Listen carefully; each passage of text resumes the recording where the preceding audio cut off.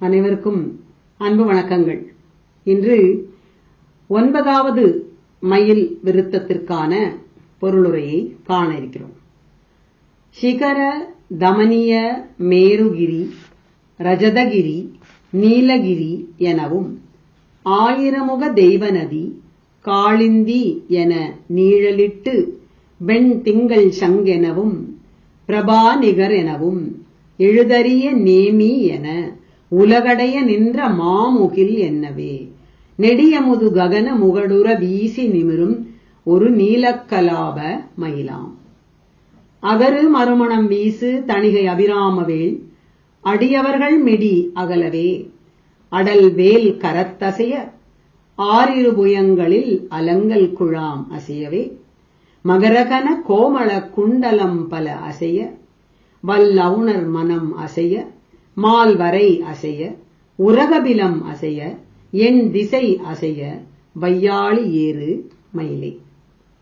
சிகர தமனிய மேருகிரி பொன்னிறமுடைய சிகரங்களை உடைய மேருமலை என்று சொல்லும்படியாகவும் ரஜதகிரி வெள்ளிமலை எனப்படும் கைலாயமலை எனும்படியாகவும் நீலகிரி நீலோற்பல மலர்கள் நிறைந்த தணிகை மலை எனும்படியும் ஆயிரமுக தெய்வ நதி 1000 கிளைகள் கொண்ட தெய்வ நதியாம் கங்கை காளிந்தி களிந்தன் என்னும் மலையில் தோன்றி காளிந்தி என பெயர் பெற்ற யமுனை நதி இவை போலவும் நீழல் இட்டு ஒளி வீசி வெண் திங்கள் சங்கு எனவும் வெண்மையான நிலா வெண் சங்கு இவற்றை போலவும் அல்லது வெண்ணிலா போன்ற சங்கின் வெண்மை நிறத்தை ஒத்ததும் இவ்வாறாக பல நிறங்களுடன் விளங்குகிறது மயில்.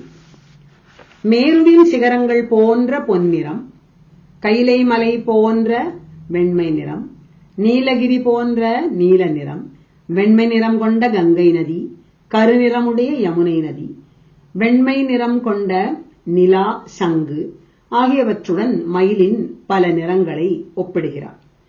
பிரயாகராஜில் கங்கை யமுனை நதிகளின் சங்கமத்தில் இவ்விரு நதிகளின் நிற பேதங்களை நாம் கண்டு மகிழலாம். இனி பாடலை தொடர்ந்து பார்ப்போம்.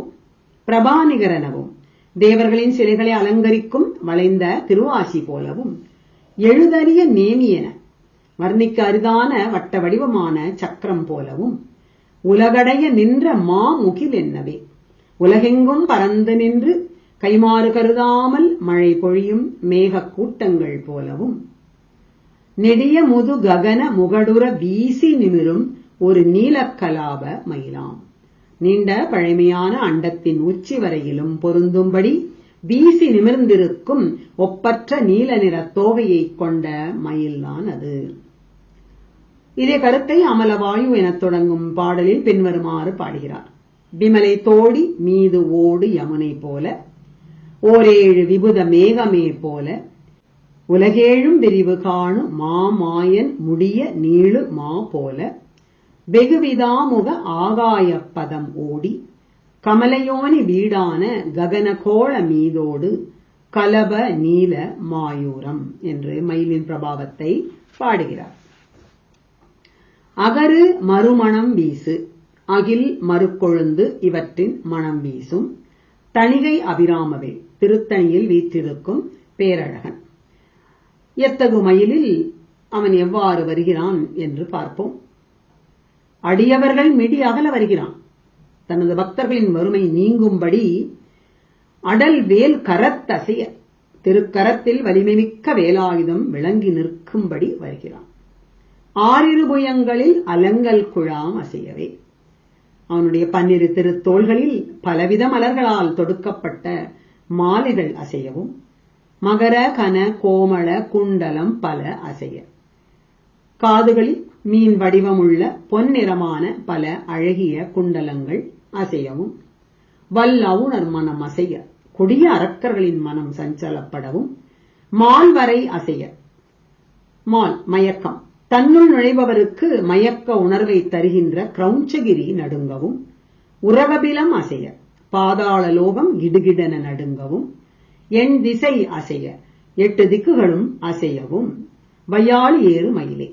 முருகன் இத்தகைய தன் சுற்றுப்பயணத்தின் போது பெருமைமிக்க மயிலில் ஏறி வருகின்றானே, அந்த மயிலின் பிரபாவத்தை தான் இந்த பாட்டில் அவர் பாடியிருக்கிறார். பாடலை மீண்டும் பார்க்கலாம். சிகர தமனிய மேருகிரி ரஜதகிரி நீலகிரி எனவும் ஆயிரமுக தெய்வநதி காளிந்தி என நீழலிட்டு வெண்திங்கள் சங்கெனவும் பிரபாநிகர் எனவும் எழுதறிய நேமி என உலகடைய நின்ற மாமுகில் என்னவே நெடியமுது ககன முகடுற வீசி நிமிரும் ஒரு நீலக்கலாப மயிலாம். அகரு மறுமணம் வீசு தணிகை அபிராமவேள் அடியவர்கள் மிடி அகலவே அடல் வேல் கரத்தசைய ஆறிரு புயங்களில் அலங்கல் குழாம் அசையவே மகரகன கோமள குண்டலம் பல அசைய வல்லவுணர் மனம் அசைய மால்வரை அசைய உரகபிலம் அசைய என் திசை அசைய வையாளி ஏறு மயிலே. பக்தர்களின் வறுமை நீங்கும்படி முருகன் மயில் வாகனத்தில் சுற்றுப்பயணம் புறப்படுகிறான். அப்பொழுது கைவேல் அசைகிறது, 12 தோள்களில் மலர் மாலைகள் அசைகின்றன, காதில் பல குண்டலங்கள் அசைகின்றன. இவை மட்டுமா? அரக்கர்கள் மனம், கிரௌஞ்சகிரி, பாதாள லோகம், 8 திக்குகள், இவை அனைத்துமே நடுக்கமுற்று அசைகின்றனவா. எவ்வளவு ஒரு அழகான கருத்து! இதை நாம் நம்முடைய மனக்கண் முன்னால் கொண்டு வந்து பொருள் உணர்ந்து இந்த விருத்தத்தை பாடி மகிழ வேண்டும்.